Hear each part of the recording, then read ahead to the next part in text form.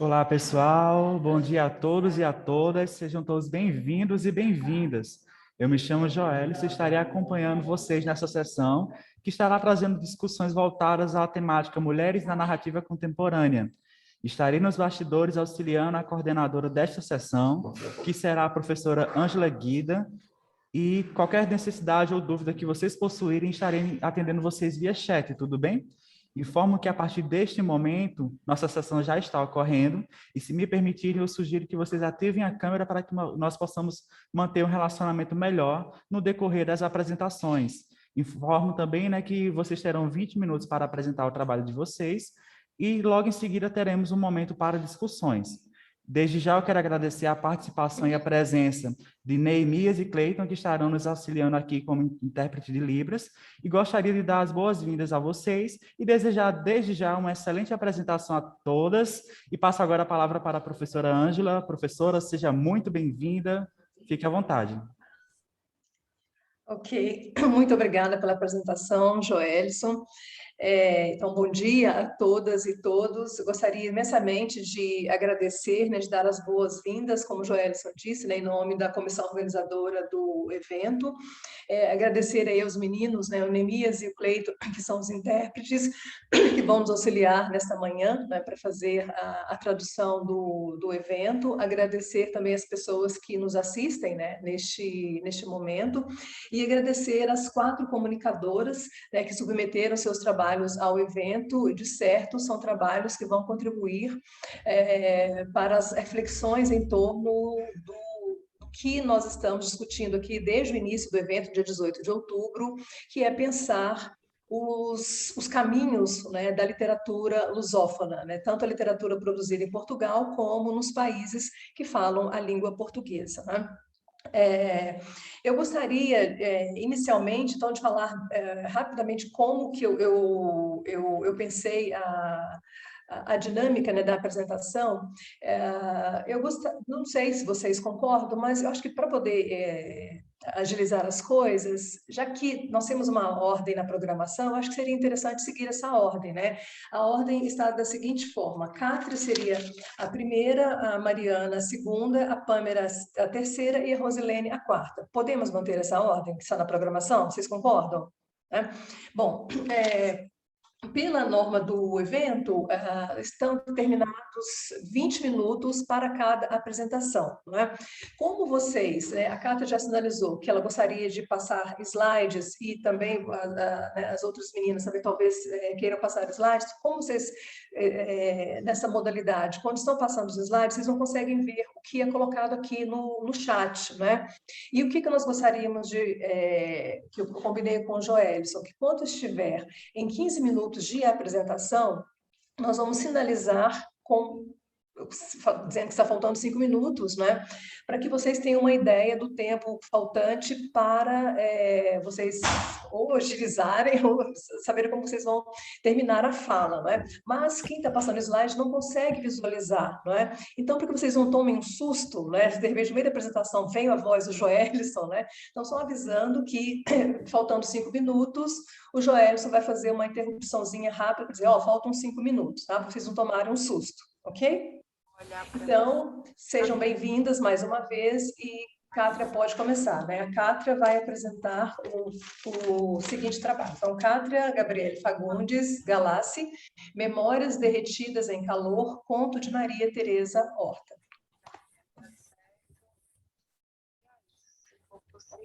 Bom dia. Vocês conseguem ver meu slide? Sim. Conseguimos, sim. Sim? Obrigada. Deixa só eu colocar aqui um minutinho. A gente sempre se confunde nessas horas. Ficou melhor? Ficou mais amplo agora? Agora? Sim. Sim, né? Tá. Bom dia, meu nome é Cátria Gabriele Fagundes Galassi, eu sou mestre em estudos comparados pela UFMS e doutoranda em letras vernáculas pela UFRJ, e eu vou apresentar o trabalho Memórias Derretidas em Calor, que é um conto de Maria Teresa Horta. Eu vou também colocar meu cronômetro aqui para não passar. Obrigada né, pela mesa, professora Ângela, e a todos que estão aqui comigo. Bom, a narrativa de calor é feita em terceira pessoa de um narrador que parece estar muito próximo fisicamente das cenas que narra. A estrutura que inicia o conto é um tanto quanto curiosa. Uma frase mais curta, protagonizada por uma das personagens, num verbo transitivo direto, que precisa de um complemento para integrar a sua ação no presente e iniciar, enfim, o que irá acontecer. Abro aspas. A mulher fica à porta a olhar Mônica. Fecho aspas. Essa mulher, ao menos por enquanto, não possui um nome, mas a menina, a quem a cena imediata irá inserir na narrativa, é um sujeito nomeável. Após essa frase que se rompe e volta na linha seguinte, tem-se a impressão de um freio, algo de uma parada brusca, mas que é retomada imediatamente com uma enxurrada de narrativa de um quadro de cena, como um recorte a partir de uma grande peça teatral que é colocado em pequenos quadros. Esse primeiro quadro narrativo traz ao leitor uma localidade, um clima e um período do dia.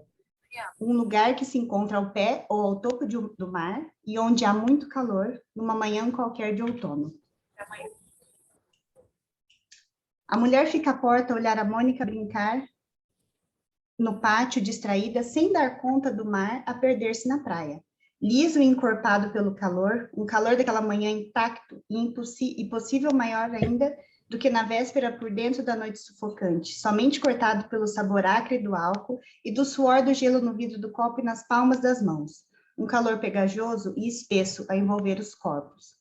A sensação de calor nessa primeira cena pode ser sentida pelo leitor no suor do copo de álcool e gelo. Também aqui uma linha investigativa sobre esse drink matinal que parece constante nos dias dessa mulher.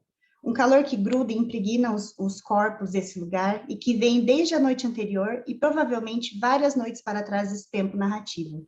A palavra calor é escrita 3 vezes numa mesma frase, justamente para confirmar a percepção de derretimento nesse conto. De acordo com o dicionário de Chevalier-Gerbrun, o calor associa-se fisicamente, assim como o amor, ao conhecimento intuitivo, à vida orgânica, à atividade de espírito. Nas representações do Sol, as ondas de calor que nele emanam são figuradas por vagas e os raios de Sol por linhas retas. O calor é princípio de renascimento e de regeneração, bem como de comunicação. Das definições de calor propostas pelos autores acima citados, a que mais se encaixará nesse texto será o recorte apresentado acima, pois se verá ao longo da análise que o calor está ligado ao enlace das vidas orgânicas inscritas na narrativa, bem como o notório amor e possível renascimento e regeneração das personagens feito pelas águas, da mangueira e do mar. O parágrafo seguinte será iniciado da mesma maneira que o primeiro, frase curta e interrompida antes do fim da linha. A mulher para a observar Mônica. Essa personagem displicente e purificada pela luz, distraída do mar que há quase ali, pertinho de si, bastando seguir um atalho para além do portão de madeira lascada. Esse portão traz aqui um aspecto de construção antiga, que está ali há alguns anos e que carrega em si uma própria história. Mônica, a criança, mantém a postura de não perceber o mar, ou fingir não perceber, esse mar que ao meio-dia ganhará um tom de fogo. Ainda não é meio-dia, mas sabe-se que isso irá acontecer naquele dia também, como vem acontecendo nos outros. A luz que se reflete no mar produz tanta claridade que é capaz de cegar momentaneamente quem a olha diretamente. Nesse momento de luz extrema, a figura da criança aparece ao pé da escada de pedra e essa finalmente se rende para contemplar a imensidão da água à sua frente. A mulher chama baixo, desce em direção à criança e encontra uma torneira escondida e protegida pelas ervas daninhas que fornecerá água para alívio daquela situação de calor estarrecedor. A pureza e displicência da cena observada sobre a criança vai sutilmente dando espaço a um erotismo discreto e inquietante, com foco no corpo da mulher ainda inominada. A mulher desce os 3 degraus e, junto ao canteiro, onde só crescem ervas daninhas, abre a torneira escondida pela esquina da parede da casa, debaixo da palmeira. Levanta a mangueira a encontrar o alívio da água adocicada, que engole ao senti-la finalmente deslizar pela cara, pelos ombros a contornar-lhe os seios duros, cheios e tensos, a sulcar-lhe o ventre e as coxas. parecendo por momentos fazê-la esquecer a sua vida isolada, vulnerável e vertiginosa, absolutamente ausente. O momento de alívio climático parece trazer também alívio das cargas emocionais que essa mulher carrega em sua vida solitária e vulnerável. A sensualidade da cena, seguida do isolamento dos sentimentos que a faz perecer, parece um grito velado para algo que está a ponto de irromper no peito tenso dessa mulher, que apenas na cena que se segue saberemos defini-la um pouco mais, mãe de Mônica. A escolha do nome da única personagem nominada também fará total sentido ao término da leitura do conto. Mônica tem origem do grego mônicos, derivado de monos, que significa um, só, solitária, viúva.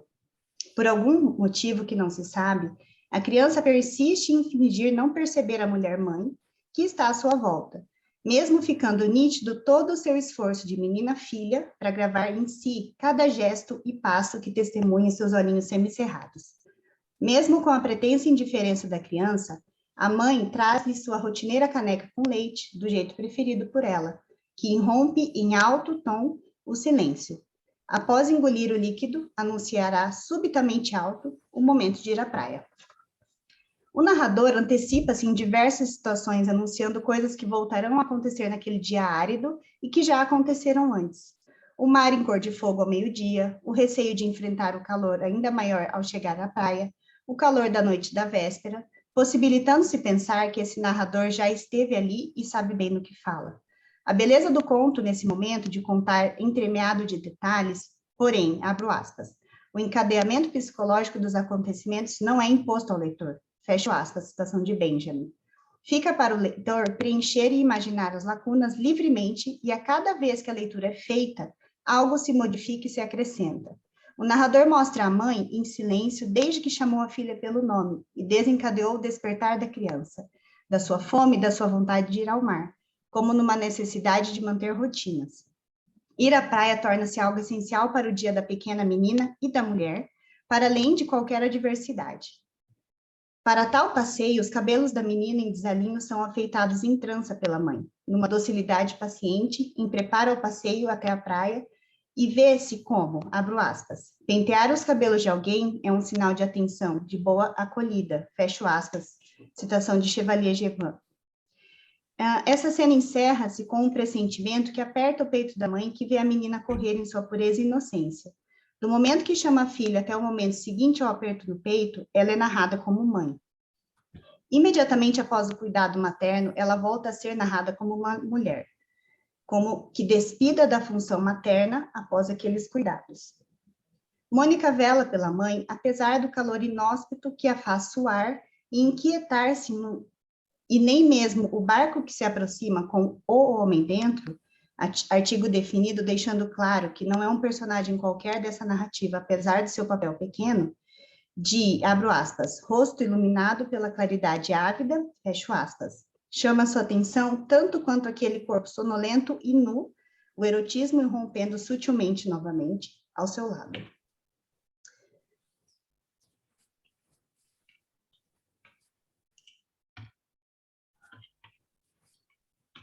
Desculpa, gente. Aqui. O valor erótico das formas femininas está associado, parece-me, ao esquecimento desse peso natural que lembra o uso material dos membros e a necessidade de uma ossatura. Quanto mais as formas são irreais, menos claramente elas se subordinam à verdade animal, à verdade fisiológica do corpo humano, mais elas respondem à imagem geralmente bastante divulgada de mulher desejável. É uma citação de Bataille. Esse corpo da mãe ao seu lado, como uma visão divina desprovida de ossos e do seu peso natural, uma mulher em sua leveza plena, banhada pelo sol, torna-se essa mulher desejável de que fala Bataille, porém aqui, pelos olhos da filha, ela se diviniza e se eleva.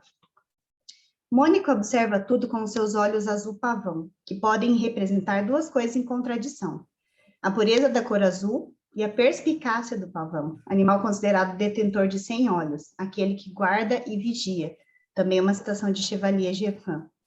A observação excessiva de Mônica para com a mãe, como nos mostra o narrador, dá a entender que ali não está apenas a mãe, uma mulher, mas um objeto divinizado, como já comentado acima, que se pode pensar como um ser aurático, de que fala Didi Huberman, que emana luz e faz-se distante e impalpável. Esse objeto que vejo é aquilo que vejo, um ponto nada mais. Terá, assim, feito tudo para recusar a temporalidade do objeto, o trabalho do tempo ou da metamorfose do objeto, o trabalho da memória ou da obsessão no olhar. Logo, terá feito tudo para recusar a aura do objeto, ao ostentar um modo de indiferença quanto ao que dá justamente por baixo, escondido, presente, jacente. E essa própria indiferença, se confere o estatuto de um modo de satisfação diante do que é evidente, evidentemente visível. O resultado último dessa indiferença, dessa ostentação em forma de satisfação, fará da tautologia uma espécie de cinismo. O que vejo é o que vejo e o resto não me importa. A memória da mulher voa de um tempo ao outro numa rapidez ritmada com o bater das ondas. Alguns flashes de memória são percebidos pelo narrador, pelo leitor, pela mulher. Receber a rosa branca perde-se nos enamoramentos das mãos demoradas, na penumbra da casa, com as rosas pousadas no joelho. Possivelmente pelo calor denso do local principal da narrativa, essas memórias parecem derretidas. Mal elas surgem, já se esvaem no suor ou nas águas do mar. Existe um sentimento velado para que essas lembranças que causam desconforto não apenas emocional, mas físico, não voltem a aparecer. O próprio gesto da mulher-mãe de ir banhar-se na água, para além de esquivar-se do olhar de Mônica, consiste na necessidade de fuga de rememorações, algo praticamente impossível, como afirma Beatriz Sarlo em tempo passado. Propor-se não lembrar é como se propor não perceber um cheiro, porque a lembrança, assim como o cheiro, acomete até mesmo quando não é convocada. Vinda não se sabe de onde, a lembrança não permite ser deslocada. Pelo contrário, obriga a uma perseguição que nunca está completa. A lembrança insiste porque, de certo modo, é soberana e incontrolável em todos os sentidos da palavra. A Rosa, apesar de não estar presente no mundo concreto em que se passa a narrativa, marca esse período rememorado por ela. A Rosa que lhe foi oferecida parece representar o início de uma relação, momento em que o narrador empresta voz a duas falas, a do homem da lembrança e a da mulher-mãe. O homem oferece à mulher uma única rosa, mesmo em sua simbólica pequenez, ilumina todo o ambiente daquela mulher. Há menos rosas agora, murmura. E ela limitará-se a confirmar, há menos rosas hoje. Sem saber se aquele hoje significaria tempo, somente distância ou apenas memória tomada das suas palavras. E regressa ao presente, retomando o fio de prumo das vagas, numa longa viagem, um manso caminhar onde as mãos se demoram, os gestos mais breves e esgotados, a perderem-se nas cores abertas e insidiosas com um ardiloso sabor, e cicuta desfazendo-se na língua. As rosas seguiram acompanhando as memórias despertadas na mulher, que se lembra de recusar num outro momento umas que lhes foram ofertadas. E o mar vem, novamente, mas não tão forte dessa vez, já que ela volta àquele trecho vivido num outro lugar, numa sala na penumbra, e a partir dali, o narrador mais uma vez empresta a voz aos pensamentos dela, que olham o passado, abro aspas. Eis a rosa que nego e recuso, embora a acaricie com os lábios e trema de cansaço. Fecho aspas. A imagem a seguir, observada pelo narrador de dentro das lembranças da mulher, traz uma mulher que aflora as rosas e não o contrário. Percebe-se o movimento de desabrochar da mulher ao sentir o aroma das rosas rubras ou amarelas, e imediatamente a cena transforma-se num esfacelar-se desse corpo pelos cantos da casa. Dois momentos de uma mesma mulher, extremamente opostos. O desabrochar e o murchar. Momentos rebatidos pelo mar, no qual ela boia e emerge num outro tempo. Num lugar onde não era calor que sobressaía, mas a sombra doce e fresca na sala que a envolvia. Pensa-se nesse narrador do conto a partir das teorias de Walter Benjamin. A brevidade do conto, para ser mais atrativa, precisa articular a história de forma a permitir ao leitor uma identificação e algum mistério também. A narrativa não precisa entregar demais para o leitor, para prender o leitor. A informação tira seu valor do instante em que é nova. Ela vive apenas desse instante, deve render-se a ele e explicar-se nele sem perda de tempo. O conto funciona de outro modo, não se desgasta.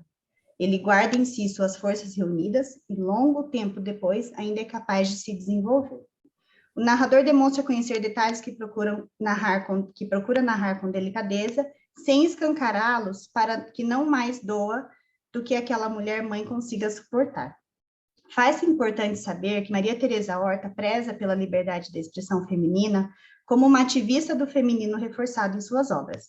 A presença dessas figuras masculinas no conto são duas, tanto o homem do barco quanto o homem da rosa, representam papéis coadjuvantes para essa mulher, e também a menina que se encontra, apesar de todas as imposições dos ambientes onde seriam necessárias aprovações de outros em relação ao seu próprio corpo e destino. A alternância das pretensas indiferenças entre mãe e filha, uma em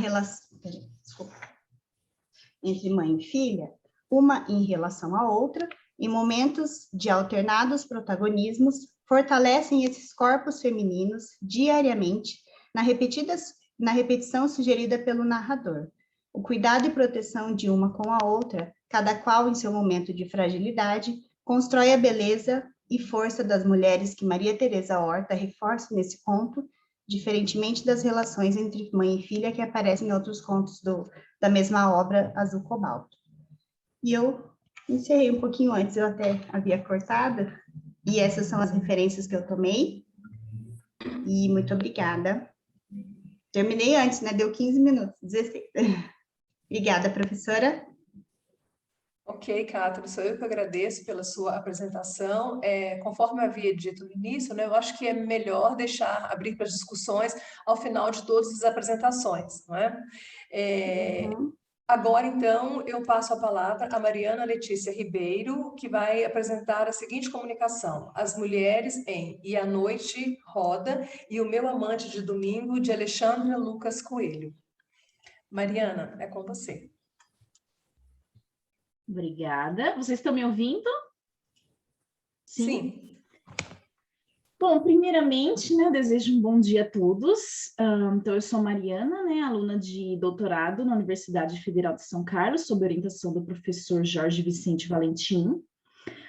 Eu buscarei apresentar hoje algumas questões que podem ser exploradas na obra de Alexandra Lucas Coelho, uma escritora portuguesa que, embora muito contemporânea, merece maior atenção da crítica.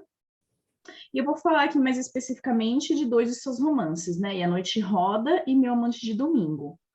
Eu também mencionarei críticas do feminismo que serviram de apoio para observar, né, a construção das mulheres protagonistas nos romances mencionados, entre elas a Simone de Beauvoir, O Segundo Sexo, e Kate Millett em Sexual Politics.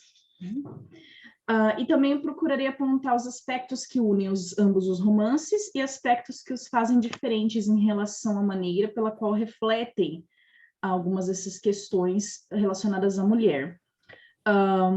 Em um primeiro momento, por exemplo, é possível observar que as narradoras de ambos os romances são mulheres financeiramente independentes, com carreiras bem estabelecidas, solteiras e que narram sua relação com seus amantes.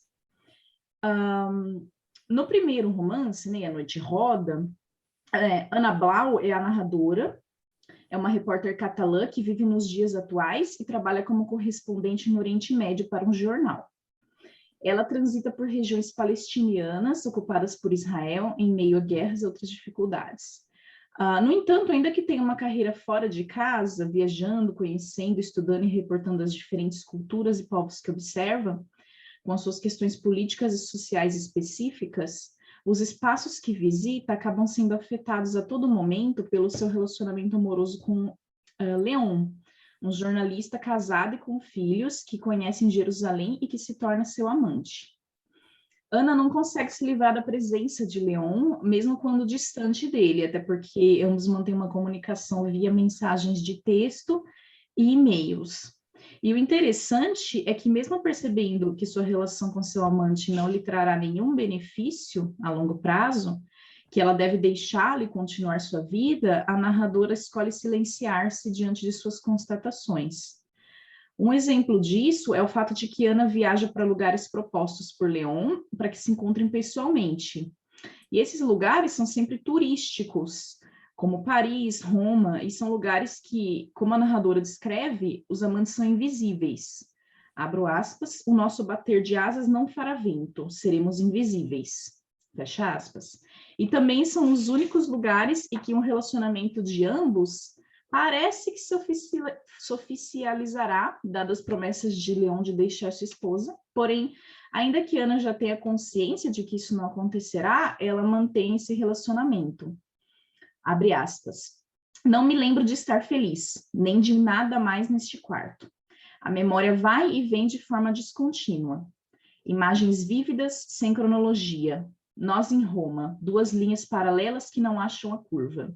Fecha aspas. Essa impossibilidade que a narradora, enquanto mulher, sente de que Leon não cumprirá suas promessas e de que está fadada a repetir uma velha história que termina com o amante encerrando a relação entre ambos e com a mulher ainda apaixonada por este, está sempre presente ao longo do romance, né? E mesmo assim, Ana mostra somente um silêncio.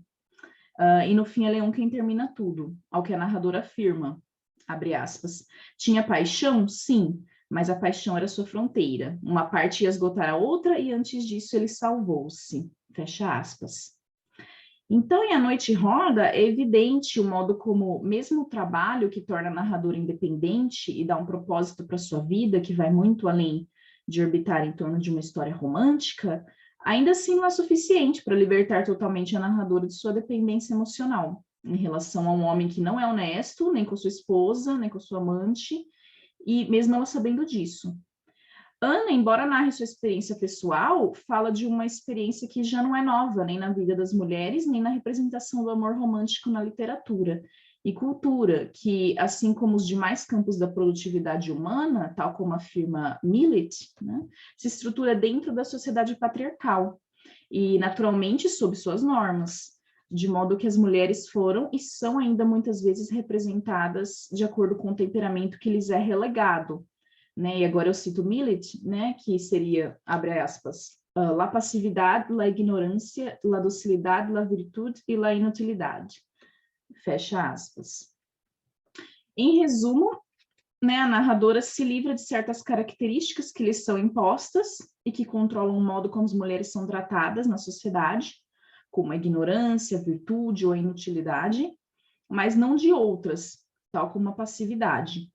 Assim, cabe notar que Ana representa uma mulher que não quer se encaixar nas expectativas que se impõem sobre ela, mas, ao mesmo tempo, entra em conflito com aquilo que vê como uma necessidade sobre a qual não tem controle, porque, de fato, é uma necessidade criada culturalmente, né, de que mulher precisa de um homem, e somente um, né, para que se complete como um ser. Já em Meu Amante de Domingo, a narradora, uma portuguesa contemporânea, tem uma atitude diferente em relação ao mesmo tipo de situação. Desde o início, nós sabemos que ela teve um relacionamento que não terminou bem, embora ela só esclareça ao final por quê. Mas é evidente que ela se sente usada e procura uma vingança contra seu amante. Essa vingança se dará em forma de outros amantes que não possuem nem mesmo nome e que também, por meio da escrita, uma vez que a narradora buscará escrever um romance que seja, de certa forma, autobiográfico, mas que, por outro lado, não seja diretamente ligado a ela, de modo que ela cria até mesmo uma outra profissão e história para aquela mulher que será protagonista de seu romance, né? Esse último aspecto, acrescido do fato de que a narradora do Meu Amante de Domingo, diferente de Ana, não tem nome, também sugere a ideia de que essa tem consciência de que o romance em questão não se refere a uma experiência pessoal de uma só mulher, mas algo que acontece na vida de muitas, né? Consequentemente, o tema da amante, então, vai ser usado, o tema da amante usada e abandonada, né, se torna político, né, mais consciente aqui, e reflete mais uma das maneiras pela qual cada dia toda mulher é historicamente e diariamente aprisionadas nas condições que lhe são impostas, na sua condição do outro, como afirma Beauvoir, né? E diferentemente de como foi tratado em A Noite Roda, em Meu Amante de Domingo, esse tema é um assunto que precisa ser pensado e superado dentro da luta da mulher pelo lugar que lhe foi negado na sociedade. Esse tema se fará presente na narrativa, então, a partir de uma linguagem irreverente, de referência à tradição literária, a escrita sobretudo por homens, de modo a questioná-la, e por meio da retomada pela narradora do controle do seu corpo físico, na medida em que faz uso dos seus 3 amantes, para vingar-se do homem que a enganou e que ela chama de cowboy. Interessante nesse sentido é pensar o modo como a narradora não objetifica seus amantes, de modo que percam sua característica humana, mas procurando conseguir uma satisfação sexual do mesmo modo que eles também conseguirão as suas, né, em uma espécie de acordo mútuo. Dessa forma, a narradora aqui, diferente da Ana, parece nunca ser ingênua sobre as intenções de seus amantes, pois também mostra que as suas são as mesmas, né? E para além da tentativa por parte da narradora, né, de retomar o controle de seu corpo físico pela relação sexual com seus amantes, ela também busca o questionamento da condição das mulheres enquanto outro, essas mulheres que não teriam encontrado seu papel econômico-social por meio de reflexões a respeito de grandes autores canônicos que escreveram sobre mulheres, tal como Nelson Rodrigues, James Joyce e Balzac, mas que, como a narradora afirma, não poderiam fazer sem uma mulher em específico que tivesse permanecido em sua posição de outro, como um reflexo para que tais autores pudessem se tornar grandes, né? No caso, ela menciona, inclusive, a esposa, né, de James Joyce, né? E assim sendo, a narradora não opta por contrariar somente, né, as normas que lhe são impostas por pretextos biológicos distorcidos e reproduzidos pela e na sociedade, como contraria da mesma maneira as normas literárias, que, determinadas por textos canônicos, escritos em sua maioria por homens, ingessam as possibilidades de expressão de certas questões femininas, né, como o próprio tema do romance Meu Amante de Domingo. Aqui eu vou dar um exemplo, né, porque nesse sentido é possível pensar no 39º capítulo do romance, intitulado Insônia, em que a autora utiliza o recurso de fluxo de consciência, isso é, de uma escrita sem pausas, né, que busca transcrever os pensamentos e impressões, no caso da narradora, sobre o que teria acontecido na noite em que seu amor pelo cowboy se tornou desejo de vingança. Ou seja, né, uma noite em que ele expôs a sua intimidade, né, e que ele utilizou essa intimidade da narradora a fim de preparar um texto, né, que ele lê, então, num teatro em Lisboa. Já pelo título, é possível notar a referência ao monólogo de Molly Bloom, capítulo final de Ulisses, publicado em 1922, de James Joyce, em que seus pensamentos são inseridos no texto pela estratégia do fluxo de consciência, quando a personagem está na cama ao lado de seu marido. Porém, tal homenagem à tradição literária ocorre junto com um questionamento e uma mudança de perspectiva. A narradora questiona aquilo que estaria por trás, abre aspas, do monólogo mais célebre da história da literatura, fecha aspas. Ou melhor, quem? Nora, esposa de Joyce, que teria inspirado a escrita do autor e a construção do personagem Molly Bloom, e até mesmo, abre aspas, o ritmo, a ausência de pontos e vírgulas, fecha aspas, do monólogo que teria vindo, abre aspas, das cartas de Nora. Fecha aspas. Então, isso é afirmado pela própria autora, né? Portanto, ainda que seja possível ignorar a herança literária construída pelos homens, essa é incorporada à narrativa por meio de uma inversão de perspectiva, né? Então, nesse capítulo Insônia, por exemplo, não se encontra a escrita de um homem que se inspira em sua esposa e constrói uma voz feminina, mas a escrita de uma mulher que se inspira em sua relação com seu amante e constrói sua própria voz. Percebe-se então que a narradora desse romance se alimenta de um passado que diz respeito ao modo como a mulher sempre foi vista pela sociedade, que ignora e passa por cima de suas reais necessidades e direitos, para que a sua vingança, no final das contas, seja uma simples subversão de normas que, de outro modo, né, é somente uma luta por direitos iguais, né? Aqui eu vou ler também um trechinho, então, desse fluxo de consciência, né? Abre aspas. Eu era uma pesquisa, desde a cena das fotografias, que isso era tudo que havia a ver. Eu era merda de uma pesquisa, e só ali sentada na plateia que eu via estupidamente sentada na plateia por conta de um cabrão que passara um mês na minha cama, um mês a falar, claro, agora eu entendia todas as perguntas, desde quando a menstruação não veio, e o médico disse aquilo. Primeiro o falso apaixonado que vai dar de frosques, depois o carteirista que usa paixão para um fim, e finalmente o cobarde que finge que não houve paixão alguma. Como tudo é fácil para um tal triatleta, ao fim de um mês, Tem um texto de carne e osso que sou eu, e se preciso sair de Lisboa para isso, é porque não vi o mistério que tinha ao lado, apenas a imagem melhorada de si mesmo, e portanto não lhe interessava a rapariga de 30 anos agora, 3 da manhã. Foda-se, talvez escrever. Fecha aspas. E, enfim, né, é interessante notar ainda que, assim como a narradora Ana, de A Noite Roda, essa narradora do Meu Amante de Domingo, vê repetida em sua própria vida uma história velha, né, mas que, ao contrário da primeira, né, de Ana, não é aceita de maneira passiva. Isso não significa dizer que o conflito interno entre o que as mulheres desejam para si e o que a sociedade patriarcal lhes impõe não exista também nessa narradora, mas que essa busca mais a fundo as causas de sua condição, né, do modo como é e foi oprimida. E assim sua raiva inicial pelo cowboy, que a enganou, se torna ao final do livro uma constatação mais evidente do que a de Ana, de que o problema não é somente com ela mesma, com o seu amante, mas com toda uma dinâmica social de opressão às mulheres. Né? Naturalmente, os romances aqui mencionados, né, abordados, bem como as questões discutidas por Kate Millett e Simone de Beauvoir, trazidas aqui de forma simplificada, foram e ainda devem ser trabalhados mais pormenorizadamente.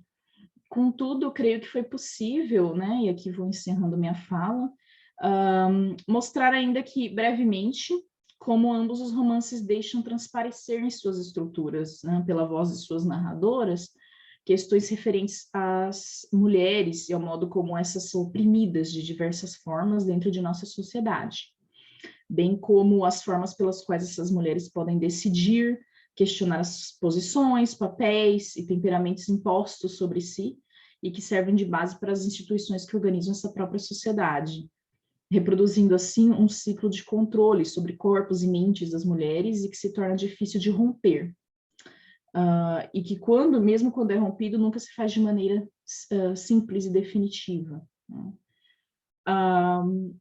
Muito bem.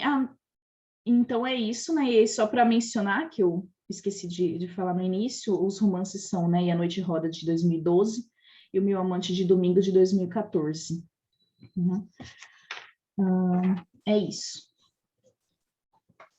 Ok, então, Mariana, muito obrigada por sua apresentação. Então, ao final, a gente retoma a sua fala, ok? Bem, e agora nós vamos ouvir a Pâmela Ferreira Santos. A Pâmela nos traz a seguinte comunicação: Amor, perspectivas atemporais. Pâmela, é com você. Bom dia a todas, todos. Vocês me ouvem? Ouvimos sim. Perfeito, perfeito. A minha comunicação, ela é fruto da minha pesquisa, né, que é no Saramago. Então, um pouquinho diferente do que eu tenho ouvido das colegas. E aí eu peço a licença para então, fazer aí a minha apresentação. Eu sou Pâmela Ferreira Santos, eu sou doutoranda de literatura portuguesa da UERJ. Então, para mim, essa edição é um grande prazer estar participando, né? Já que é a UERJ quem está sediando essa apresentação. E eu quero agradecer à professora e a todas que estão aqui participando dessa roda, e também aos colegas que estão nos bastidores. Vamos, então, à apresentação. Eu vou entrar aqui numa outra tela. Só um minutinho.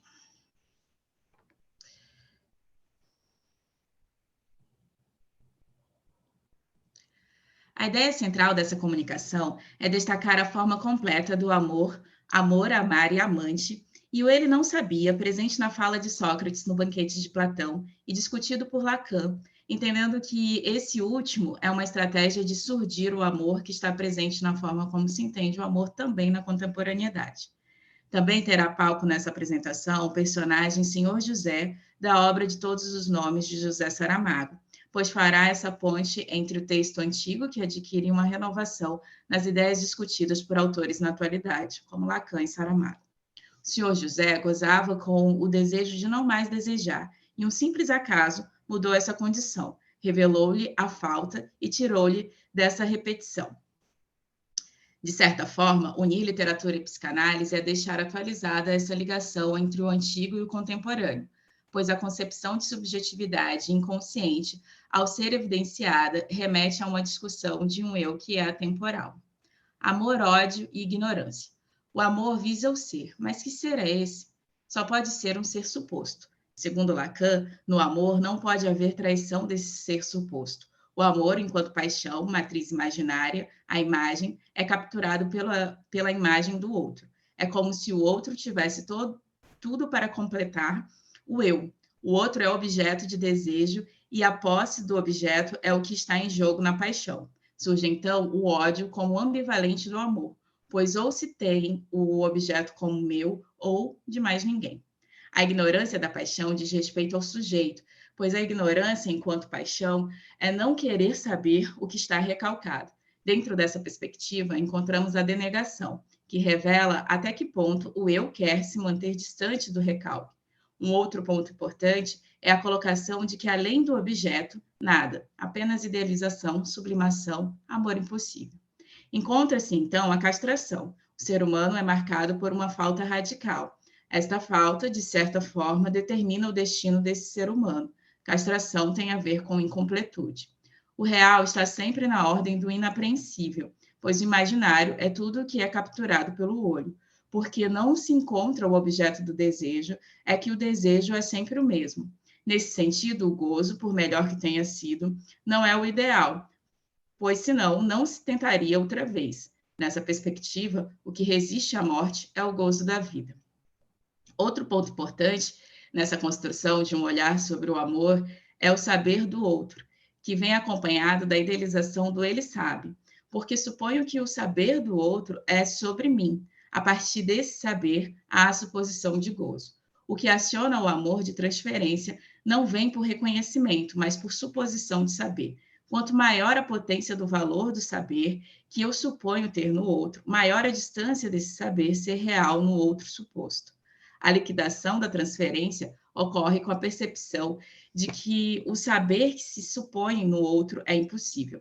Sócrates nada sabe, mas sabe o que é o amor.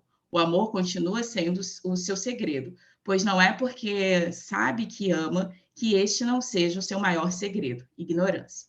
Nesse amor de suposição, o amor correspondido é o amor exigido, se é amado a partir do que se supõe ser o amor, pois não há o reconhecimento de ser amado. O que está em cena é o objeto e não o amor em si. Uma obra importante nessa discussão é o Banquete, de Platão, a partir das considerações do Seminário 8 de Lacan, com destaque na fala de Sócrates e algumas considerações das falas de Agatão e Alcebíades. Estes três formam uma relação com o ideal do amor, amar, amante. Amor, amar, amante. Cito. Tem-se dito que amar é procurar alguém, a outra metade de si. Por mim, entendo que nem é procurar sua metade nem seu todo, se metade e todos não são bons. Tanto assim que os homens deixam que lhes amputem pernas e braços quando tais membros, por doentes que lhes tornam prejudiciais. Fim de citação, Platão. Sócrates, ao fazer o seu elogio ao amor, irá dar destaque a 3 pontos que Lacan trabalha de perto em seu seminário. Amor como aquilo que revela uma falta, amar a partir do ponto daquilo que não se sabe, e amante, o objeto de desejo. Tais conceitos encontram representação em Agatão, Sócrates e Alcebíades sucessivamente. Lacan, no início do capítulo 9 do Seminário 8, irá discutir o porquê da substituição no auge da fala de Sócrates por uma mulher, Diotima. Na verdade, Sócrates vai se colocar de forma ambígua, pois aquela que ele irá dar voz vai se exprimir pelo mito. Essa substituição de Sócrates por uma mulher revela uma falta que é indispensável ao amor, pois daquilo que se deseja só pode ter sua falta. Lacan vai acrescentar que é a partir da mulher que existe em Sócrates que, nesse momento, o mesmo vai deixar falar. O discurso de Diotima vai colocar em cena um questionamento do que falta àquele que ama, e o que se tem como resposta são os bens, pois aquele que os ama, ama-os para gozar deles. Para trazer alguma especificação dos bens, Diotima introduz o amor do belo, pois este é o caminho por onde se exerce a atração pela posse, o gozo de possuir. Eis o ponto no qual a mulher, em Sócrates, define o amor. Segundo Lacan, o belo não exerce uma relação com o ter, mas com o ser. E o ser aqui é o ser mortal. este que se perpetua pela geração que é regida pelo domínio do perecível, no qual há alternância entre geração e destruição. Sócrates apresenta a realidade da geração como inferior. O humano é completamente afetado por essa essência, por essa alternância, e por isso o belo encontra sua fase mais elevada no domínio das essências, que nem a geração nem a corrupção a afetam, pois essa pertence às formas eternas. Logo, o belo é aquilo que ajuda o ser a atravessar as passagens difíceis, não sem dor, mas com a menor dor possível, a fim de guiar tudo o que é mortal até o que o ser tanto deseja, a imortalidade. Todo o discurso de Diotima conduz à função da beleza como sendo uma ilusão pela qual o ser perecível é sustentado em sua essência, que é a aspiração pelo eterno. O que está por trás da busca pelo eterno através do belo é a morte, pois o belo será o mediador entre o sujeito e a sua relação com a morte, uma vez que aquele é regido pelo imortal. Para Lacan, é o desejo de morte enquanto inabordável que o belo é destinado a dissimular. Há um deslizamento da ideia de belo no discurso de Diotima. Este não é visto como meio, mas como transição que faz com que ele seja o próprio objetivo a ser buscado. O belo desliza o seu sentido daquilo que seria prioridade na busca do ser e se torna a finalidade desse caminho. Lacan afirma que a dialética do amor desenvolvida por Diotima nada mais é do que a função metonímia no desejo, pois se trata de algo que está para além de todos os objetos, que está no caminho de um certo objetivo e rumo a uma perspectiva sem limite. Cito: realmente, o verdadeiro método de se iniciar ou ser por outrem iniciado no amor consiste em amar primeiro as belezas corporais para depois alçar-se à beleza suprema, transpondo todos os degraus da ascensão. Passa-se de um só belo corpo para dois, de dois para todos os outros, dos belos corpos às belas atividades, dessas às belas ciências, até que se chegue à ciência que outra não é senão a ciência do belo. Sim, caro Sócrates, se para o homem a vida vale a pena ser vivida, é do momento que ele contempla a absoluta beleza. Fim de citação, Platão. Dessa maneira, o que o sujeito deve procurar não é ter, mas ser, pois o que há nessa busca é uma identificação com esse supremo amável. Ou seja, quanto mais deseja, mais se torna ele mesmo desejável. Aqui encontra-se o amor na sua forma mais completa, amor, amar e amante. Ele não sabia. Cito: é um grande gênio, Sócrates, porque todo gênio é o meio termo entre o mortal e o divino. E qual a função desse gênio? A de mensageiro e intérprete dos homens para os deuses e dos deuses para os homens, preenchendo o espaço que separa o homem de Deus. Os gênios unem o todo a si mesmos. Fim de citação, Platão. Na dialética socrática, o ele não sabia é a fórmula do amor. O que Diotima vai mostrar de novo a Sócrates é que o amor não é um deus, como ele supunha, mas um gênio. Sócrates tem o conhecimento do amor, é inclusive um dos seus maiores conhecimentos, mas deixa outra falar em seu lugar como estratégia para parecer ignorar algo sobre o assunto e, portanto, permanecer na zona do ele não sabia, para deixar que alguém fale sem saber. É a partir dessa estratégia que o mito contado por Diotima ganha seu destaque, pois o amor vai ser gerado durante a embriaguez e sono de Poros, o deus da abundância, ora com todo o seu poder. Foi no momento de sono, no momento de total entrega àquilo que não se sabe nada, inconsciente, que o amor é concebido. A aporia de total entrega, a aporia, deusa da pobreza, e que em seu feminino é revelado a falta, com astúcia se aproveita desse momento de entrega e realiza o seu desejo de produzir o amor. O que se percebe é a inversão da lógica. O deus da abundância, o qual tudo lhe pertence, ignora algo, e a deusa da pobreza, a qual tudo lhe falta, deseja algo. É dessa contradição que surge o amor. Essa é precisamente a razão do jogo de Sócrates ao deixar que Diotima fale em seu lugar. Para ensinar sobre o amor, ele faz essa escolha no discurso e deixa falar do ponto onde ele não sabia. A relação do amor. Cito: socorre-me, Agatão, o amor deste homem para comigo não me é pequeno, embaraço.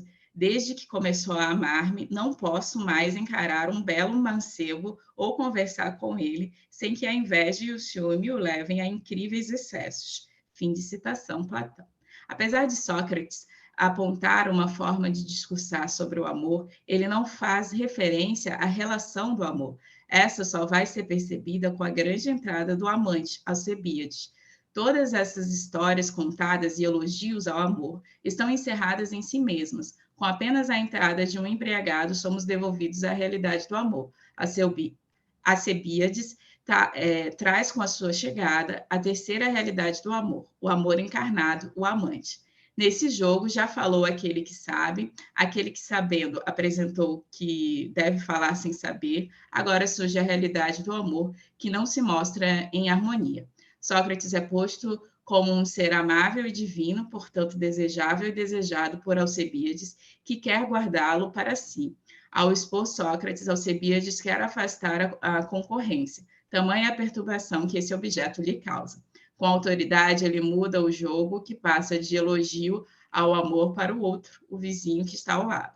Dessa maneira, coloca em ação, e não mais apenas em palavras, o amor, evidenciando a relação com o outro. Alcebíades, ao falar de Sócrates, tenta provocá-lo, contando pormenores da aventura que tiveram juntos, para que Sócrates manifestasse o seu desejo, pois Alcebíades sabe desse desejo e quer um sinal desse outro. Por um lado, ele desmascara Sócrates e, por outro, quer ser tudo o que ele precisa. O que está revelado no amor de Alcebíades é um desejo metonímio, no qual, em Sócrates, converge todos os seus objetos de desejo. Sócrates é a imagem que representa tudo o que Alcebíades acha que precisa e o seu eu idealiza. Ele é o seu tesouro, por isso o outro ganha destaque e há uma oferta de si mesmo a ele. O objeto amado é o ponto onde começa todos os outros e onde há a identificação do eu, ideal. Senhor José. Nesse momento, faremos a ponte com um personagem de Saramago, o Senhor José, pois esse, ao descobrir um novo sentido de vida, irá canalizar todo o seu desejo em uma mulher que lhe é desconhecida. A procura por essa mulher mostra o quanto, no fundo, ele estava a buscar ele mesmo e o seu eu ideal. É um texto da contemporaneidade, mas que apresenta todas essas contradições do amor movido pelo desejo, no qual o outro não existe enquanto ser, pois está apenas no seu imaginário, mas é o objeto de desejo para o qual convergem todos os outros. Vejamos quem ele é e quais as suas afetações. Um objeto, um desejo. O Senhor José era o único personagem que Saramago revela o nome, em um primeiro momento, é descrito como um funcionário exemplar, indivíduo dócil e disciplinado para produzir. O único que ainda vivia na conservatória, ainda que o tivessem proibido de usar uma passagem que existia entre sua casa e a conservatória. O Senhor José possuía a mania de colecionar reportagens e recortes de vida de pessoas famosas. Em nome dessa mania, esse começa uma sucessão de transgressões das regras da conservatória, pois tem a grande ideia de possuir o registro de nascimento daquelas pessoas. Sua primeira grande transgressão é utilizar a passagem proibida para ter acesso àqueles registros e depois devassá-los. Saramago narra toda a agonia, a luta interna que a personagem sofre ao transgredir a ordem. Entre os registros que a personagem consegue roubar para copiar, essa encontra o registro de uma mulher desconhecida. A partir daí, o romance foca a investigação que o Senhor José trava para descobrir o que estava além do nome da desconhecida, a história, a origem, o cotidiano. O Senhor José é tomado pelo desejo de vigiar uma história alheia. Esse desejo o faz transgredir a ordem a todo momento. E é como se o Senhor José tivesse descoberto uma nova forma de vida, em que as regras da conservatória e da sua própria sociedade já não o podiam conter. Dentro da sua desordem, ele cria as suas próprias regras para chegar à mulher desconhecida, fazendo dessa investigação um sentido de vida que o individualiza e o peculiariza da dicotomia vivos e mortos. A mulher desconhecida só pode ser percebida através da busca do Senhor José. E é a partir daí que o Senhor José dá vida a ela. Ao procurar o local onde ela nasceu, invadir durante a madrugada a escola onde ela estudou, o Senhor José tenta percorrer o labirinto desses registros para encontrar onde foi parar a dona daquela história. Mas no final de suas investigações, ele percebe que sempre esteve à procura de uma pessoa morta, de uma professora de matemática solitária que se suicidou aos 36 anos. Dois sujeitos da duplicidade da condição humana, o senhor José vivo, a mulher desconhecida morta, porém o encontro que o primeiro tem com o segundo, o objeto de seu desejo, o transforma e o faz perceber que há algo além daquela morte registrada, a sua Câmera, própria vida. 3 minutos. Tá bem, obrigada. Ao encontrar o verbete da desconhecida, é como se o senhor José descobrisse que algo lhe faltava, que estar viva é exatamente atender essa falta, entendendo que ela é incompletude, mas ao mesmo tempo nela está dissimulado o próprio impulso de vida. É porque me falta algo que parto em uma busca, cujo caminho é o próprio sentido de vida e o outro que tanto quero alcançar, cada vez mais só revela a mim mesmo. O senhor José ignorava que o que José ignorava era a vida, pois a vivia de forma repetitiva e reduzida a não desejar para gozar de uma pseudo-segurança. E é exatamente no momento em que ele não sabia que iria encontrar o verbete da desconhecida que o acaso lhe permite perceber a falta. Como é possível perceber, uma questão que permeia todo o texto é a falta. Essa irá aparecer de diferentes maneiras, mas sempre apresentando o mesmo efeito, pois ele só pode, em seu efeito, revelar o eu. E é porque percebo no outro algo que me falta que o desejo e o amo enquanto objeto, pois esse, no imaginário, será usado para disfarçar essa falta. Ele não sabia a melhor metáfora para descrever o amor, pois até é possível dissimular, de certa forma, ignorar essa falta e viver em estados de alienação, como faz o senhor José e o Deus Poros. Mas diante do encontro com o amor revelado no outro, a sensibilidade a essa falta é evidenciada, porque ignorava, não sabia o que me faltava, não percebia a minha incompletude, da qual o amor torna-se o mediador, ora completando, ora revelando. Agatão, Sócrates, Alcebiades e senhor José revelam diferentes objetos por onde o amor os captura, seja pela divindade e elevação, ou pela genialidade e beleza, seja pela a desarmonia e ação, ou ainda pelo puro impulso de vida. No que há na condição humana de efêmero e incompleto, o amor mostrará o caminho transcendente.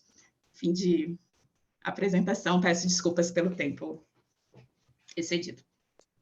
Ok, Pamela, muito obrigada pela sua apresentação. Ao final, nós retomaremos o seu texto, ok? Bem, então, agora nós vamos ouvir a Rosilene Aparecida Frois Santos. A fala da Rosilene é Alice e Outras Mulheres, Teolinda Gerzão, Antologia que Engendra Universo e Discurso Feminino. Bem, Rosilene, agora é com você.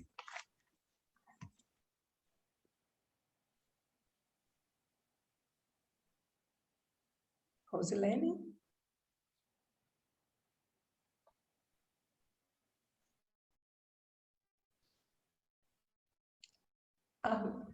Oi. A Rosilene não está? Está. Ok, Rosilene, seja bem-vinda. Pode começar.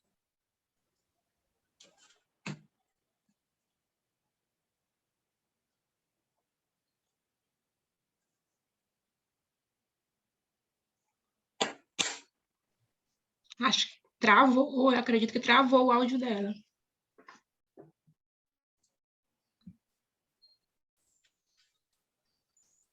Está travado mesmo.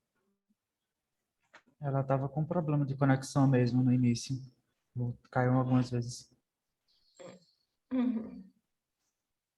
Vamos Ela aguardar um pediu pouquinho, aqui então. da professora Ângela que ela está tentando conectar, que deu um problema lá e caiu. Ok. Então vamos aguardar um instante.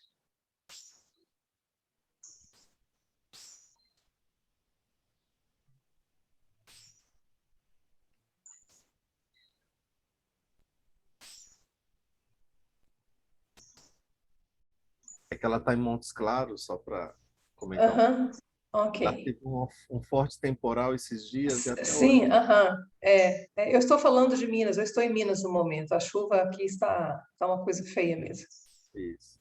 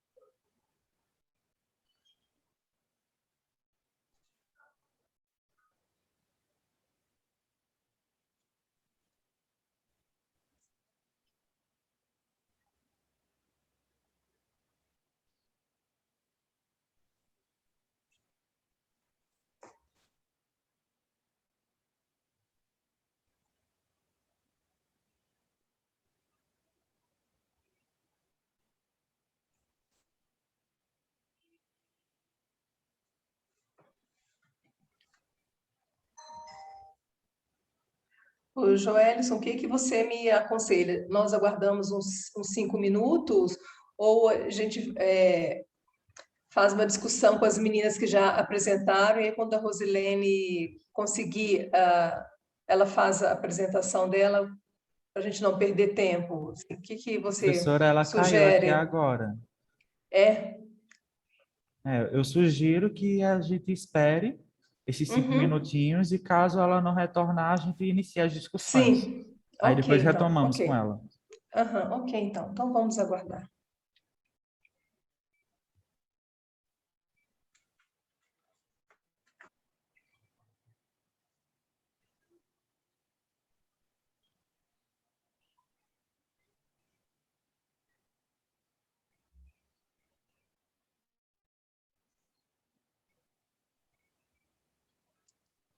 Aqui, ó. Márcio disse que ela vai tentar se conectar pelo celular. Então, façamos aí uma, uma corrente para que dê certo, né? Que ela consiga.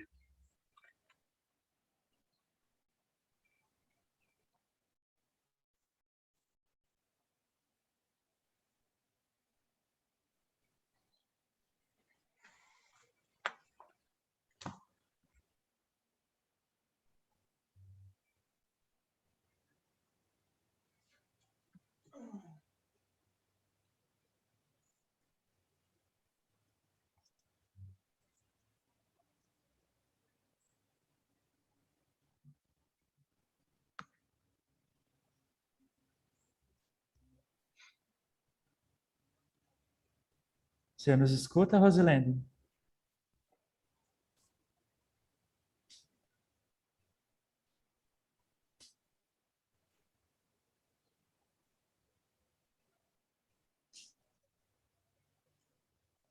Rosilene?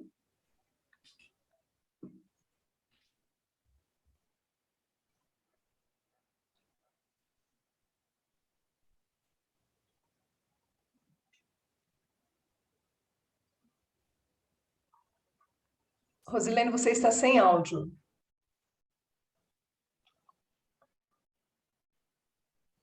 Ó, clica aí no seu áudio. Você está sem áudio. Mas acho que travou também, né?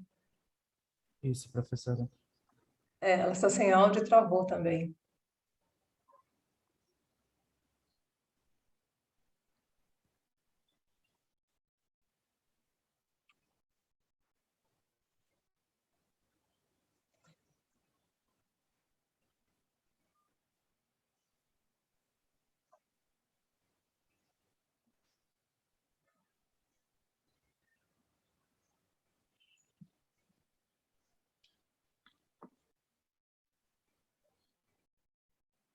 Ah, ela disse que nos ouve. Rosilene, faz o seguinte. Aqui embaixo no Zoom tem a configuração, onde você vai clicar no ícone do microfone, aí tem uma setinha para cima. Aí você seleciona o dispositivo de áudio, no caso, você vai selecionar o headphone, que é por conta que você está com fone, para ver se você consegue ativar o seu áudio para nós.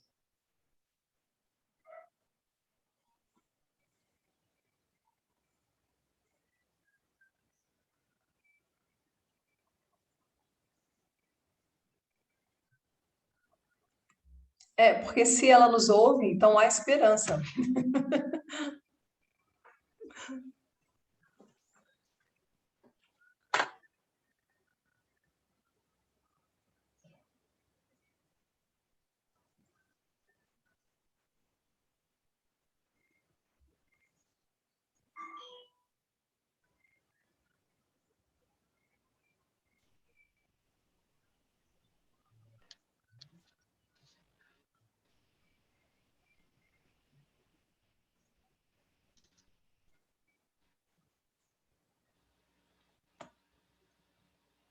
Se para deixar mais leve, para poder funcionar melhor, Rosilene, se você quiser tirar a imagem também, você acha, Joel, que pode funcionar melhor, tirar a imagem e ficar só o Acredito que sim, áudio? professora.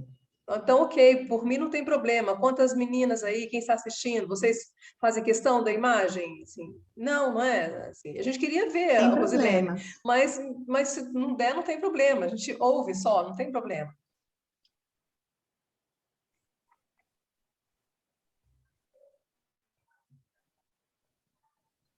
ela só realmente vai ter que reconfigurar essa configuração do áudio dela.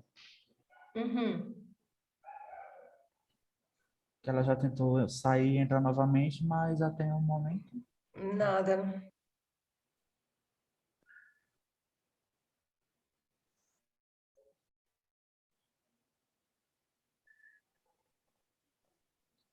Rosilene, tenta tirar o fone para ver se conseguimos te ouvir.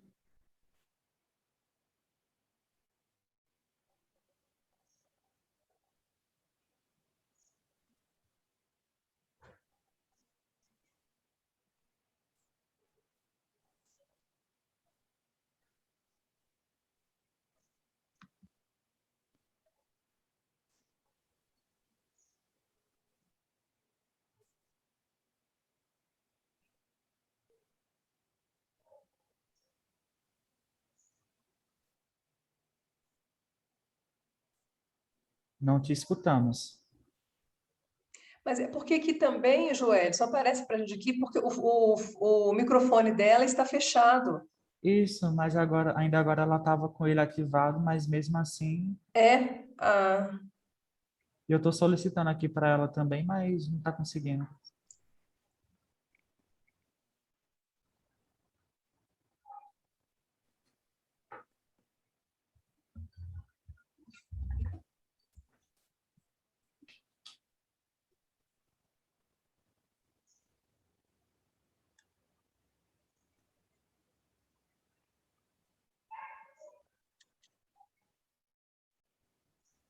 Ela pediu aqui para prosseguir, professora. Então a gente faz um teste novamente mais para frente, Rosilene, tudo bem?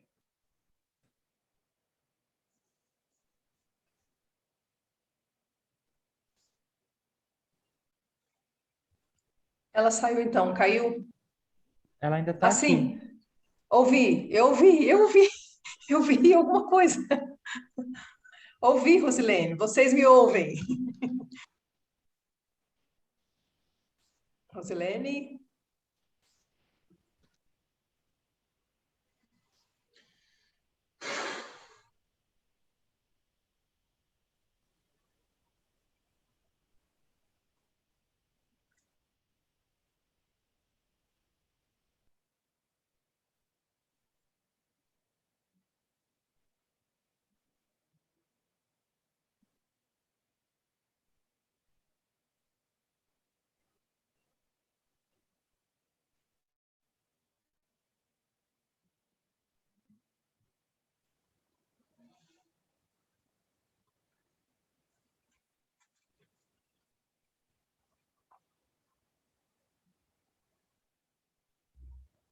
Rosilene?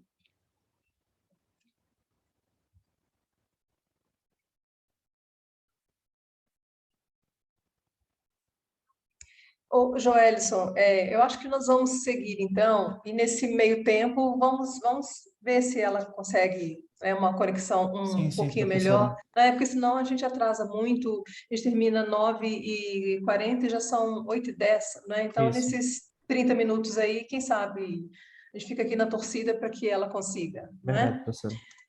Bom, então eu gostaria imensamente de agradecer as meninas que conseguiram, né, a conexão, agradecer sobretudo porque elas se mantiveram dentro do tempo, e sobretudo porque o nome do evento, né, que é texto tempo, né, o tempo já está inserido no nome do evento, então o tempo é uma coisa bastante preciosa para nós, né, agradecer por esse compromisso com o tempo, né, o trabalho da Cátria, da Mariana e da Pâmera. A pergunta que eu iria fazer para todas, mas de alguma maneira acho que ela já se respondeu, é se as apresentações aqui foram apresentações feitas para este evento ou se eram trabalhos já fruto de pesquisas, né? Mas parece-me que o trabalho só da Pâmela, que não é um trabalho fruto da sua pesquisa, né? Foi um trabalho feito para o evento, foi isso, né, Pâmela? Pelo que você disse, né? Não é um trabalho da sua pesquisa. A pesquisa que você desenvolve é outra, não tem a ver com a sua apresentação, não é? Mas o trabalho da Cátria e da Mariana são pesquisas que vocês desenvolvem, não é? É isso? Eu trabalho com Saramago, e esse trabalho foi um trabalho realizado durante o mestrado, mas não é diretamente ligado à minha pesquisa, né? Eu não trabalho com Lacan, por exemplo. Ele foi só um apoio dentro de uma disciplina. Ah, sim. E o da Mariana é a sua pesquisa de doutorado, Mariana? Então, na verdade, ela não é exatamente, né? Na verdade, eu trabalho com outro romance da autora, mas sim, sim. então eu fico, né? Eu tento fazer aí e não tem, então na minha pesquisa não há espaço, né, para trabalhar todos os romances. Então, esses foram alguns que eu decidi analisar por fora mesmo da pesquisa, um trabalho à parte. Mas E sim, eu você trabalho trabalha com a com a questão autora. do feminino? Você trabalha com a questão Não, eu da trabalho autoridade mais feminina? não, eu trabalho mais com a questão da identidade, enquanto portuguesa da autora, em relação ao espaço, porque ela observa, eu trabalho com romance e um livro de viagens dela no Brasil, a respeito do Brasil, mais especificamente. Então, a questão do feminino foi somente de algumas leituras e disciplinas Tá. que foram foi trabalhada essa questão, né? Ah, sim, mas não é para o trabalho, não é sua pesquisa, não é a questão da identidade feminina, da autoridade feminina, não. Não especificamente feminina, não. É Ah, mais, sim. mais em relação à identidade portuguesa em geral. Ah, sim. E você, Cátia, também é sua pesquisa de doutorado? Também não. Não, não, é Ah, uma pesquisa que eu fiz a partir da disciplina de literatura portuguesa da professora Ângela Beatriz, da UFRJ. uhum. Vários dessas teorias eu vou adaptar ao que eu trabalho a literatura feminina cabo-verdiana, da Dina Ah, Salustio. Então, eu estou ah, voltada sim. para as africanas. E esse foi um trabalho que eu Aham, desenvolvi a partir da professora Ângela e que aham. é um trabalho que eu gostei muito de fazer. E eu quis apresentá-lo aqui. Ah, sim. Mas então nenhuma de vocês trouxeram o trabalho da pesquisa, né? Eu Ah, não. ok, ok. Das pessoas que estão assistindo aqui as apresentações, quem gostaria de fazer alguma intervenção para as meninas que já apresentaram?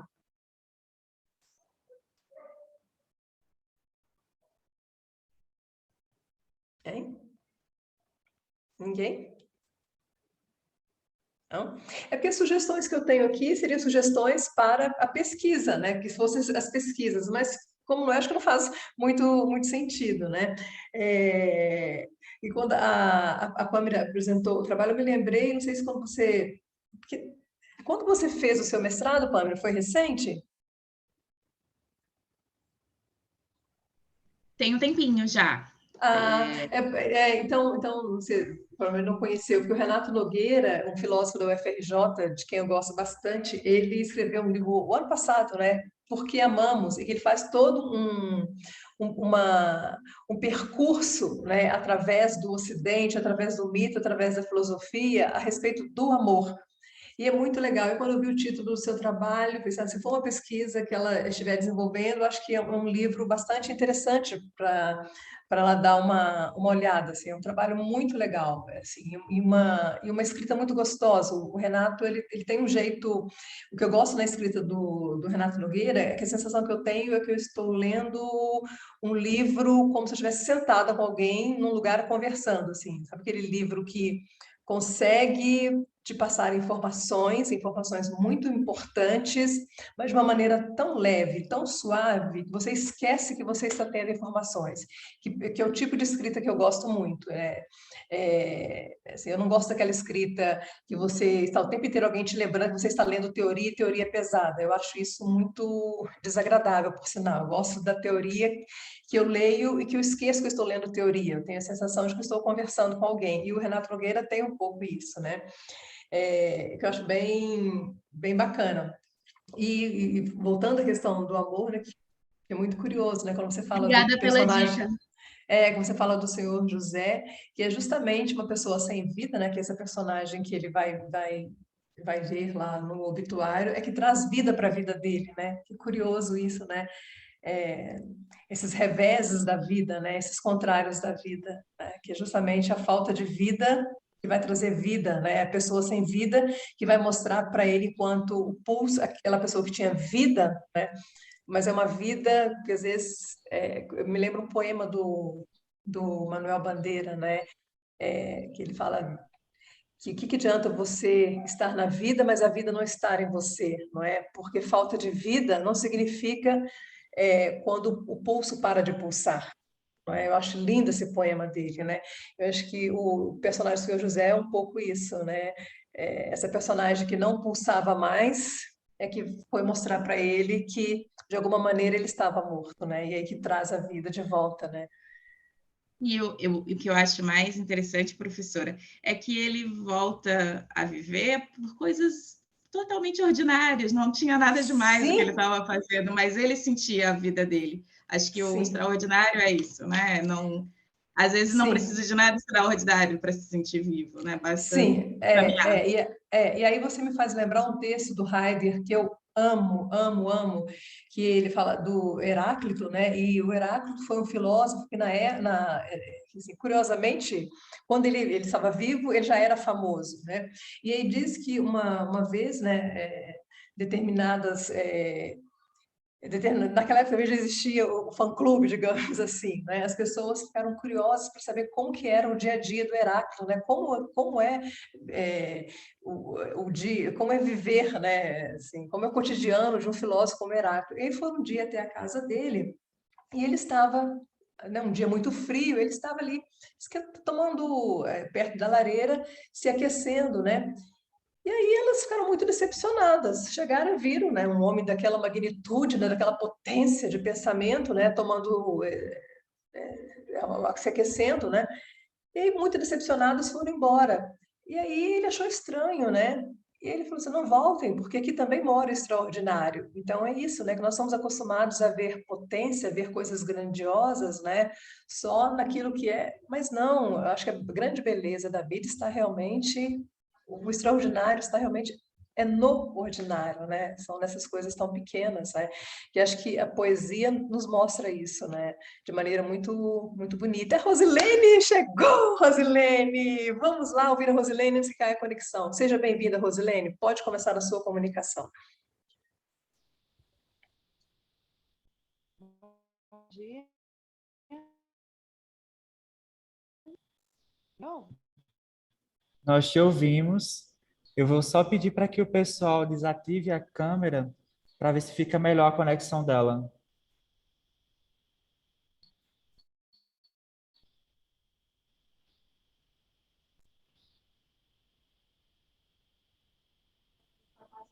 Também.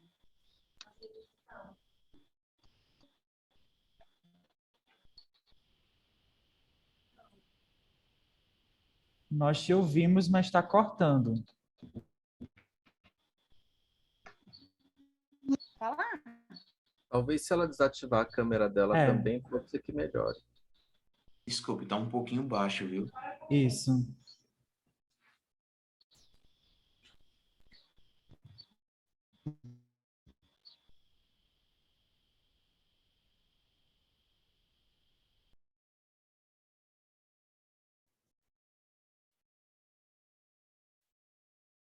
Rosilene?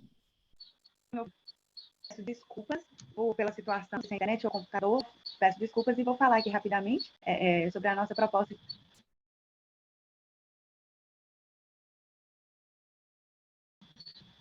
Minha câmera está desligada. Oi, me ouve? Foi.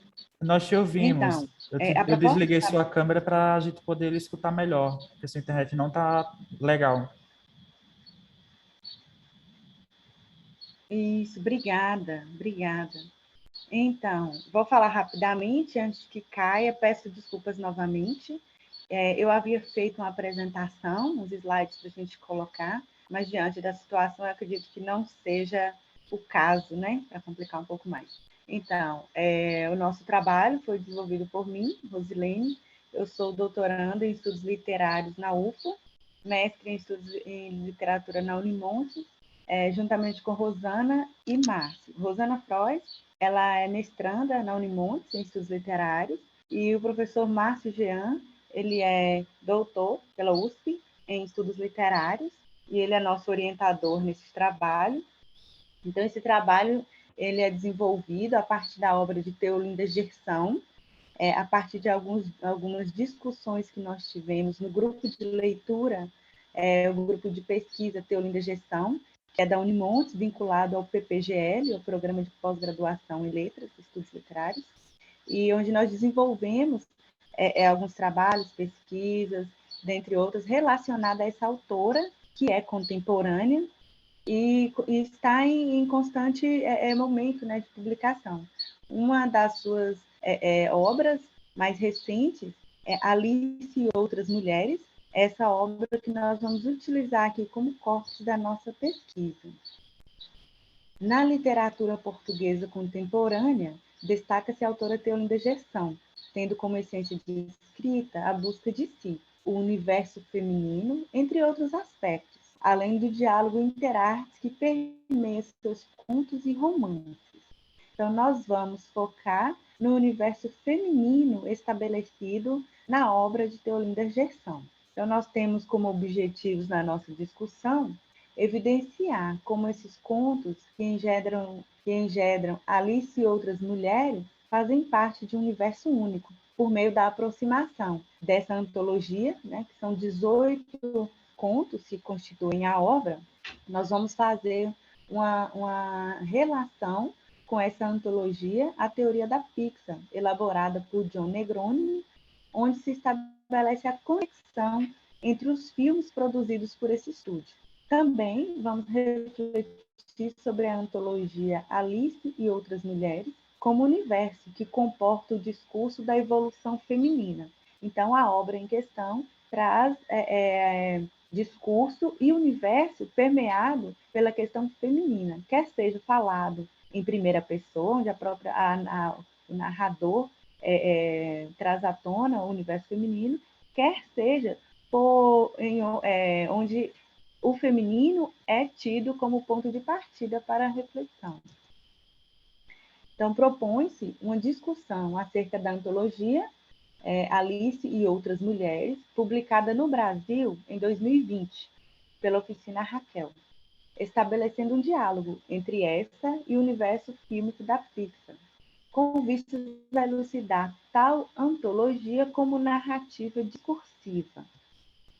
Então, Alice e Outras Mulheres é composto por vários contos, são 18 contos ao todo, e dentre eles nós destacamos alguns, né, para mostrar que traz à tona várias representações de realidades de mulheres.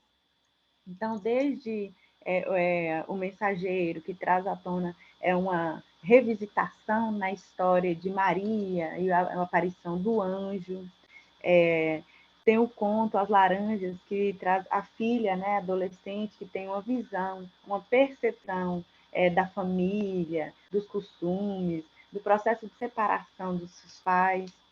Bilhete de Avião para o Brasil, que é uma jovem que tem um relacionamento com o pai da amiga dela.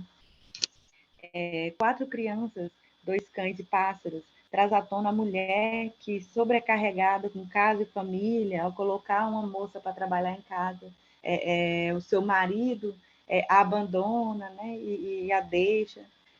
Tem também Alice, né, que é o que traz o relacionado ao título da obra, Alice in Thunderland. O personagem Alice, ela revisita sua história, sua infância, e é uma revisitação da história, né, de Lewis Carroll, de Alice no País das Maravilhas, né, uma nova percepção. Há também O Meu Semelhante, onde a senhora que cuida dos filhos, é responsável pela casa, ela trabalha em um prédio, em um condomínio, onde o outro, né, uma pessoa, ela é presa no elevador e ela não sabe se ajudou ou não, mas aquilo faz com que ela repense toda a sua vida. E o último que eu coloquei, que nós colocamos aqui, as vizinhas, né, duas idosas que já no fim da vida já planejam e como passar o restante dessa vida.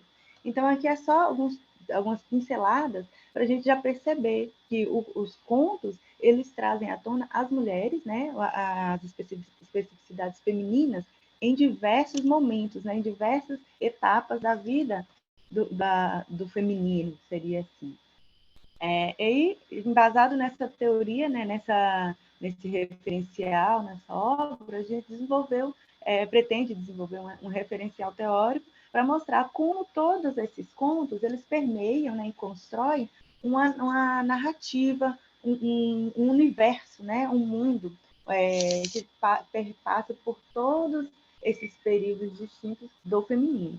Então, a gente primeiro traz John Negroni, né, a teoria da Pixar, que consiste em um texto online, né, ele é um blogueiro, aí ele escreve, né, online, e elabora uma espécie de teoria da conspiração, em que todos os filmes da produtora, da Pixar, estariam conectados e formariam um universo só, transitando entre passado, presente e futuro.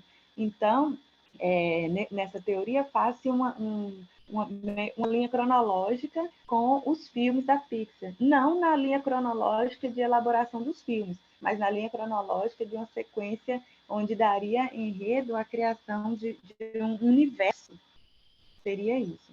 Então, um universo único que comporta as produções da Pixar. Segundo essa teoria, todos os filmes estão conectados e acontecem no mesmo universo. Então, a gente pode pensar a obra aqui como sendo a obra de Teolinda Gerson como sendo um universo, e todas as obras ali acrescentam construções, momentos, pessoas para dar vida a esse universo. Então, todos os filmes da Pixar são conectados e acontecem no mesmo universo, apenas em diferentes fases da história. A Pixar busca a essência interna para os filmes do estúdio, não só por meio do estilo da marca da Pixar, mas também por meio do exemplo dos easter eggs. Então, são elementos que aparecem em diversos filmes e para marcar essa interligação entre eles. Então, cada filme contém detalhes que contribuem com seu grãozinho para a história desse grande universo. Então, assim como cada filme contribui para a história de um universo único, nós podemos pensar cada enredo da Teolinda Gerson, aqui na obra de Alice e outras mulheres, como sendo elementos constitutivos de um universo feminino, um universo único. A antologia como gênero discursivo. Existem muitas antologias cuja configuração discursiva favorece e, inclusive, reforça a contextualização por relações que o gênero possibilita entre os textos compilados. Então, há essa relação geralmente, a maioria das antologias busca uma relação entre os textos, né? Não acontece apenas em antologias dedicadas a um período específico, a um tema específico, mas também em antologias gerais ou que abarcam grandes períodos históricos. E aqui nós podemos pensar Teolinda Gerson construindo um universo feminino por meio dessas produções, desses enredos, né, que, lidos separadamente, têm vida própria, têm constituição própria, mas que, ao constituir essa antologia, dão vida a um universo muito maior, a um universo que retrata, que representa o feminino, né, em contexto histórico, social, diverso.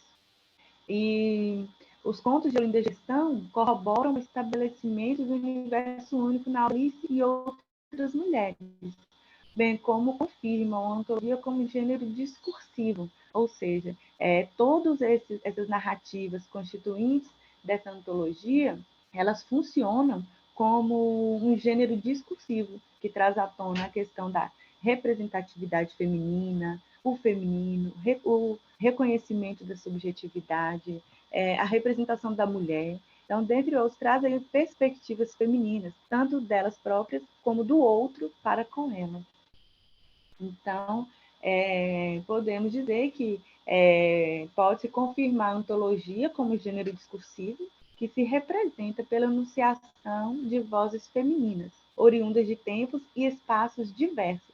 Então, nós temos aí várias mulheres que a gente pode perceber em vários períodos distintos de sua vida e períodos históricos distintos também, desde quando ela retoma Alice, lá de Alice no País das Maravilhas, traz também a aparição do anjo, a Maria, numa nova perspectiva, né? Então, tudo isso, e questões contemporâneas, né?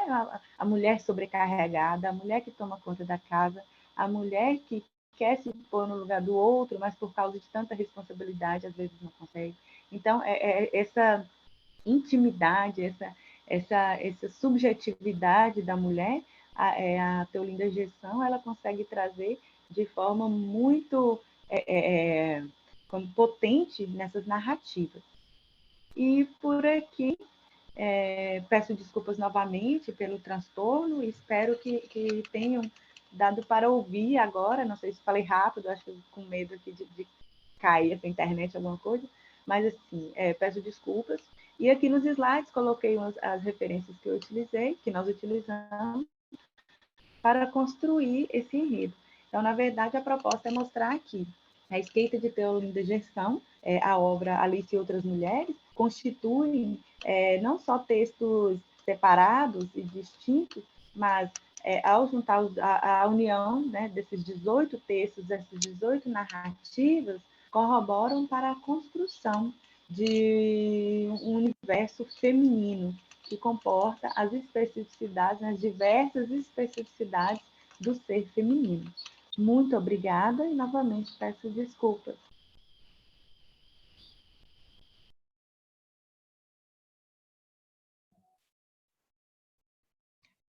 Rosilene, somos nós que agradecemos, né, por sua apresentação. Não foi uma escolha sua, não é? Você ficou à mercê da tecnologia, assim como nós, né, estamos sempre à mercê dessa tecnologia, né? Parabéns pela sua fala, né? Ainda bem que deu para você fazer a sua apresentação, né? E nos mostrou nesse trabalho tão bonito que você desenvolve aí na Unimontes, né, com o seu orientador, né, o professor Márcio. Eu tive um amigo muito querido que foi professor na Unimontes durante um tempo, e um que eu não sei se ainda o professor Fábio, que agora ele está na Federal de Uberlândia, e o professor Rodrigo, que é um especialista em Clarice Lispector, inclusive um dos livros dele, eu que fiz o prefácio do livro dele. Então, eu tenho um carinho muito grande pela Unimontes. Claro, né? Aqui ninguém solta da mão de ninguém, não é? Então, agradeço aí a paciência do Joelison e das meninas, Cátria, Pâmela, Mariana, todas aqui juntas mesmo, para que você pudesse fazer aí a sua apresentação e valeu a pena, não é? Pena que o nosso tempo está esgotando, são 9 horas e 34 minutos, né? Então, acho que não vai haver aí muito tempo para discussão, né? Mas eu vi aqui que o professor Márcio já deixou o contato dele, então, quem quiser saber mais acerca do trabalho da Rosilene, eu acho que pode fazer via aí o e-mail que o professor Márcio deixou, né? Nós temos Professora, aqui, pelo que eu estou olhando... Oi? podemos nos estender até 9h50. Bom, então quem quiser fazer alguma questão para a Rosilene, está aberto o momento para conversa. Alguém gostaria de fazer alguma pergunta para a Rosilene?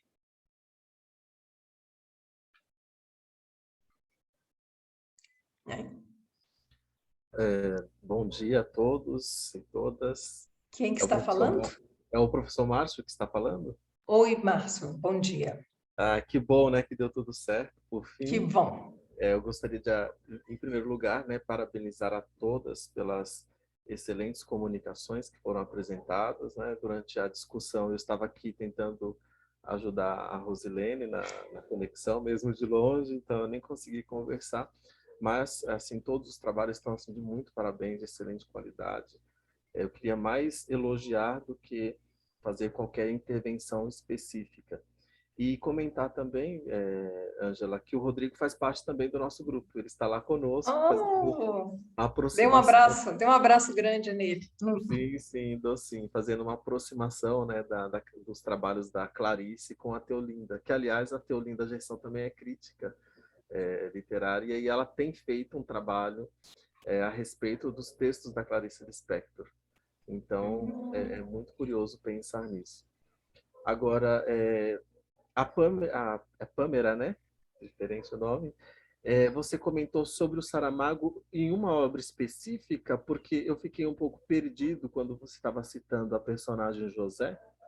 E aí como eu fiquei aqui tentando, né, ajudar a colega nessa conexão. Eu me perdi se você estava trabalhando uma obra específica ou se você estava pensando nessa visão do amor, né, que você apresentou, de uma maneira geral, pensando num todo do conjunto da obra. É só algo que eu perdi mesmo na fala. Obrigado. Nada. Professor, o Senhor José, ele é um personagem de todos os nomes, que é uma obra do Saramago, e aí eu fiz um paralelo dessa obra, usando os conceitos do Seminário 8 do Lacan, né, que ele também usa o banquete. Então, foram aí três autores. Ah, sim, muito obrigado. É porque é interessante pensar que o Saramago não nomeia, né, como você mesmo falou.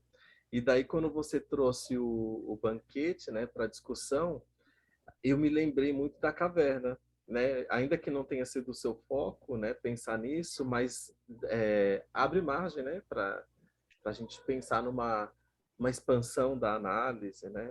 Assim, apenas como curiosidade, mas muito legal, achei muito, muito curiosa a sua abordagem. Parabéns. Alguém mais gostaria de fazer uma observação?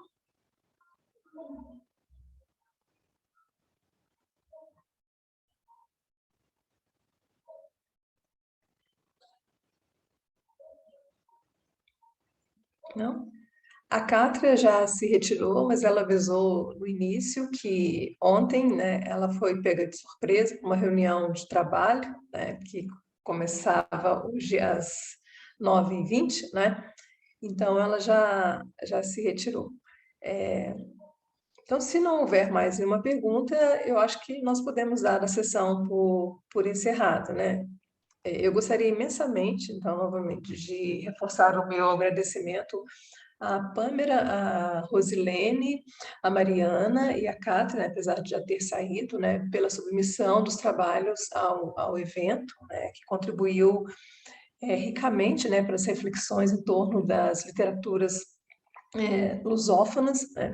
Agradecer muito ao Joelson, que foi assim fundamental, né, para que tudo desse certo, né, pela paciência, como aqui a Rosilene colocou, pela resistência, né, pelo carinho, pela maneira tão assim, tão cuidadosa com que ele conduziu tudo, né, assim, muito obrigada, Joelson, você foi 10, né? E aos meninos também, o Cleiton e ao Nemias também, que foram essenciais, né, para que esse evento pudesse ter um alcance muito maior, não é? Fazendo a tradução aqui como intérpretes, né, dessa língua de sinais, deixando o nosso evento muito maior, né, com um alcance muito maior. Então, muito, muito obrigada a todos e todas. Todos foram extremamente importantes para o sucesso desse evento. Tá? Até a próxima. Então, Até a pessoal, próxima. só Obrigada, tenho que professora. agradecer a vocês por se disponibilizarem a submeter a pesquisa de vocês e apresentarem aqui para que a gente pudesse acompanhar um pouquinho e nos fazer refletir um pouquinho de acordo com o que vocês nos apresentaram. Professora Ângela, muito obrigado, excelente a mediação a que a senhora fez aqui. Imagina. Obrigado pela sua atenção e quero agradecer também, né, aos intérpretes de Libras, Cleiton e Neemias, pela contribuição deles aqui conosco e desejar a todos um excelente dia, convidando vocês também a participarem das nossas próximas sessões de apresentação de trabalho, que iniciaram agora às 10 horas, e também aproveitar o resto da programação do nosso evento que encerra hoje, né? Mais uma vez, muito obrigado, fiquem bem, se cuidem e até mais. Tchau, tchau, pessoal. Isso aí. Nos encontramos por aí. Um abraço. Um abraço.